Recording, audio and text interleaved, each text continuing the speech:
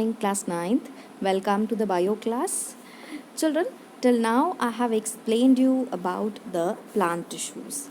The plant tissues types, its functions, its locations. Now I'm going to start with animal tissues. Animal tissues means types of animal tissues present in animals and also their location and function. Now let's start with the animal tissues. Now the animal tissues are basically of four types: epithelial tissue, connective tissue, muscular tissue and nervous tissue. Children, we are going to cover each and every tissue in detail. This video is about the detailed explanation of epithelial tissue. Now let's move on with the epithelial tissue. Epithelial tissue is a thin, protective, continuous sheet of cells. Now children, please grasp the content and understand the meaning of each and every term written here. It is a thin layer and protective in function. The main function of epithelial tissue is to provide the protection. It is a continuous sheet of cells. Continuous sheet of cells means the cells do not have any intercellular space in between. Now children, just imagine that if a tissue is performing the function of protection and has intercellular space in between, means looking somewhat like this, then will it be able to perform its function? No. Why? Because of the intercellular spaces, the pathogens can enter inside the body. Therefore, it will not be able to provide protection.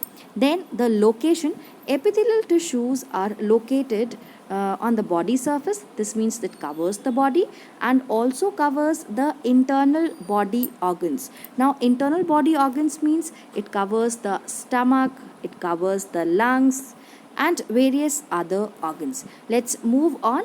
Means epithelial tissues are present on the surface of kidneys, on the surface of lungs, on the surface of body. So the locations, I think it's clear to you all. Now let's move on. It also lines the body cavity. Now children, what do you understand by body cavity?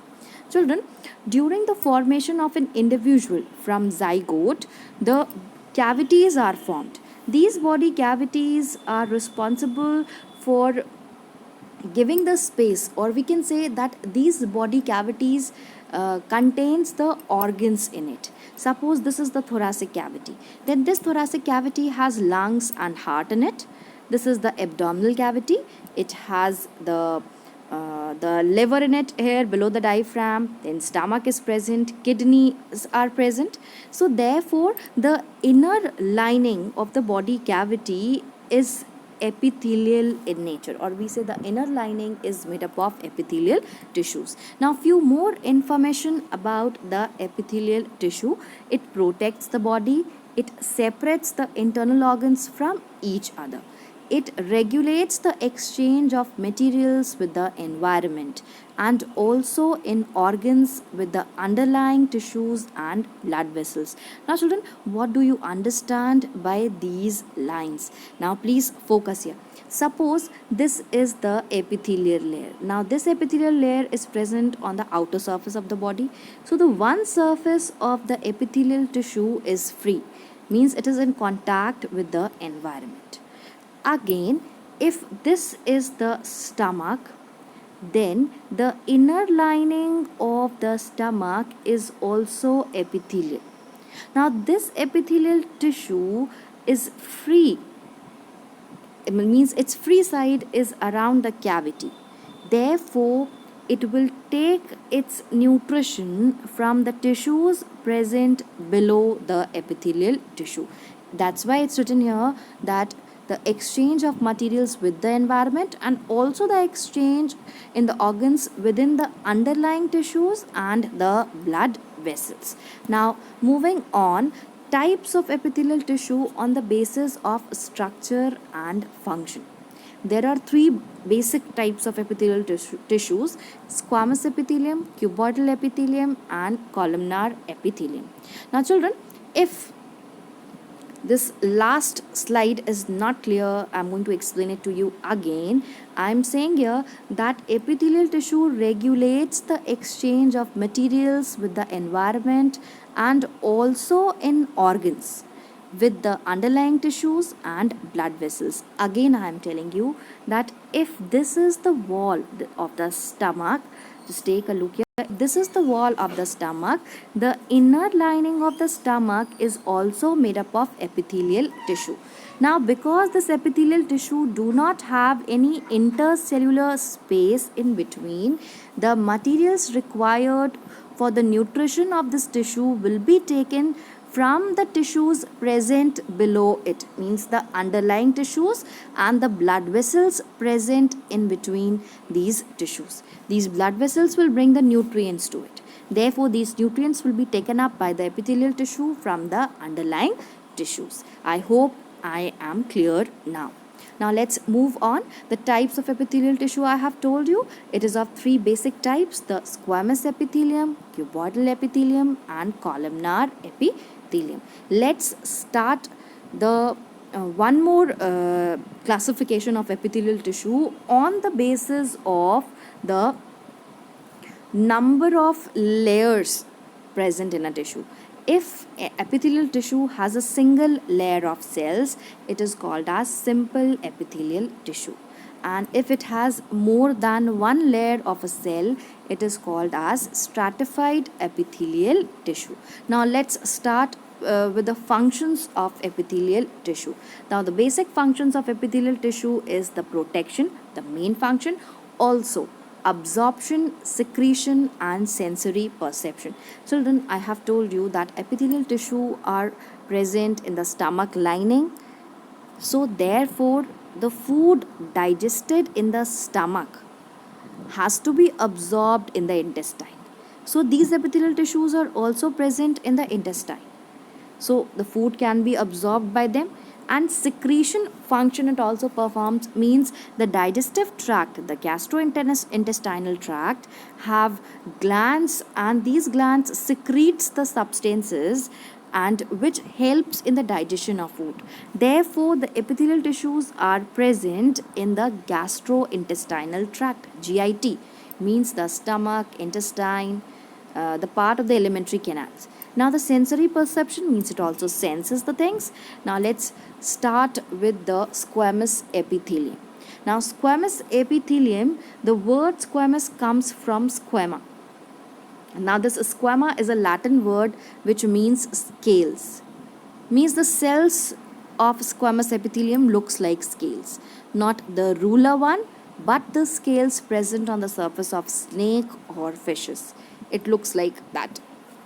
These are the squamous epithelial tissues. Now let's start with the detailed explanation of simple squamous epithelium. Simple squamous epithelium are thin cells. They are flat, they have prominent nuclei, closely packed means no intercellular space, and involved in diffusion. Now children, if you remember the definition of diffusion, please recall it, and if you don't know, please listen to me very carefully. The movement of molecules from its higher concentration to its lower concentration. I have many times given an example of a perfume bottle. If you are going to spray it, the smell, the molecules of the perfume spreads evenly in the atmosphere. This means that the movement of molecules are from its higher concentration to its lower concentration. Suppose this simple squamous epithelium is present, and this the concentration of the molecules are higher here. So these molecules will be taken up by the cells and will passed on to the surface next to that area. Now let's move on. The location of simple squamous epithelium is present in the blood vessel structures. Here you can see simple squamous epithelium are present. Also these are present in the alveoli, helping in the exchange of gases. Now let's move on. Stratified squamous epithelium. Stratified squamous epithelium means when the layers of cells are present. Now let's move on. Stratified squamous epithelium also provide protection. Now protection means it will provide more protection as compared to the squamous epithelial layer. Now these stratified squamous epithelium are present in the buccal cavity, and also our skin is stratified squamous epithelium. Now let's move on. The next epithelial tissue is the cuboidal epithelium.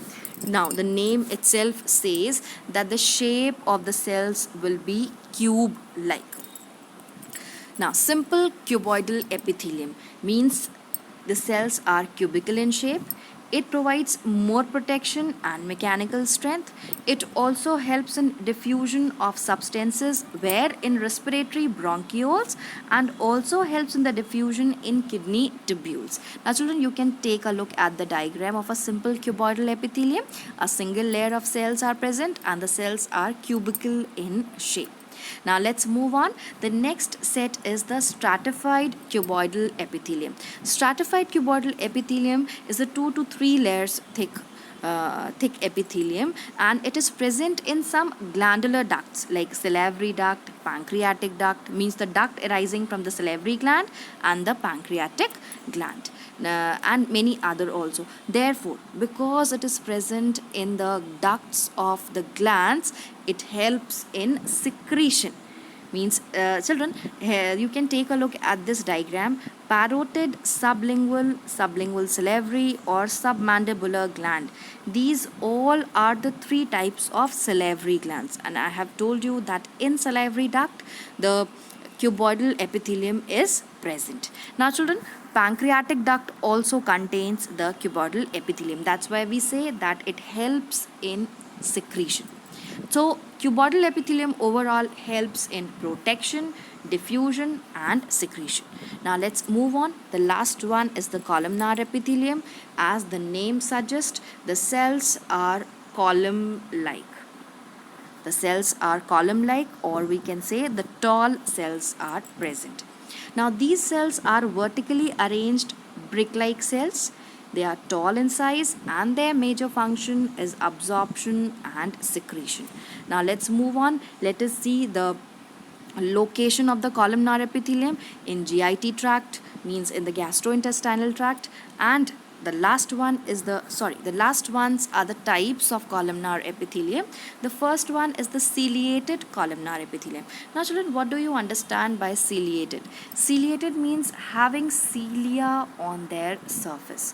Now what are cilia? Cilia are the protoplasmic projections which helps in the locomotion of any structure. If you remember the structure of paramecium, if you have studied it earlier, this is the paramecium, and paramecium has cilia on its surface. These cilia helps in the movement of paramecium. Now what about the cells now? If the column-like cells or columnar epithelium has cilia on its surface, then it doesn't mean that cell is going to move. No. These extensions helps the particles present on its free surface to move. So therefore, these ciliated epitheliums are, this columnar ciliated epithelium is present in the respiratory tract, in the trachea and all. Let us study it in detail here. Thread-like protoplasmic projections called cilia are present at their free ends. Cilia keep lashing and move the materials which enter these regions. Now where are they present? They are present in the lining of the windpipe, as I told you, trachea. Here they have shown an enlarged view that these blue colors are the cilia, and these are the particulate matter which is moving along the cilia, which is moving through the cilia, helps in the movement of the substances present on its free surface. Now children, the next epithelium is a glandular epithelium. It is also a type of columnar epithelium, and also cuboidal epithelium becomes glandular sometimes. Now what is a glandular epithelium? These are large cells secreted secreting any chemical substances. Means when the epithelial layer starts secreting any substances, it is called as glandular epithelium. It is common in the lining of stomach and intestine, and at certain places it folds inwards to form a hollow tubular gland. Children, suppose this is a layer of a cell, and if at some places it inverts and form a structure which is secretory in nature, means which starts secreting something, then it is called as a glandular epithelium. Now children, this was all about the types of epithelial tissues, its location and its function. Now in the next video I will explain you about connective tissues. Thank you.